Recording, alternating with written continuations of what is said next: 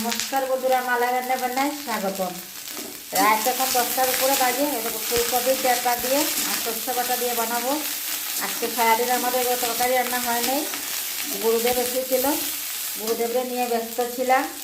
দুপুরবেলা নিরামিষ ছিল, অল্প সিদ্ধ ভাত করা হয়েছে, খাওয়া হয়েছে, কীর্তন কীর্তন সব হয়েছে, দেখাই নেই এগুলো। আর এখন 10টা বাজে, ফুলকপির ডাঁটা দিয়ে আর সরষে বাটা দিয়ে চচ্চড়া বানাবো। বানিয়ে এরপর আমরা খাবো। সারাদিন ধরে আমরা খুবই ব্যস্ত ছিলাম, রান্না করার টাইম পাই নাই। দেখতে থাকুন পুরো ভিডিওটা আমি কী করে বানাই। কড়াইতে আগে প্রেসার কুকারে সিদ্ধ করে নিয়েছি, জল ফেলে দিয়েছি। কড়াইতে দিয়েছি পাঁচফোড়ন আর শুকনো লঙ্কা, এখন দিয়েছি নুন। কেন একা একা ক্যামেরা ধরছি, আমি পারছি না, এই প্রবলেম হচ্ছে। এই যে হলুদ গুঁড়ো, জিরে গুঁড়ো, ধনে গুঁড়ো সব গুলে রেখেছি জল দিয়ে। আর এই যে সরষে বাটা 10টার উপরে বেজে গেছে, ও খেয়ে নিচ্ছে, আমরা পরে খাবো। পনির আর মশলাটা দিয়ে দেবো। দেখুন কি সুন্দর হয়েছে।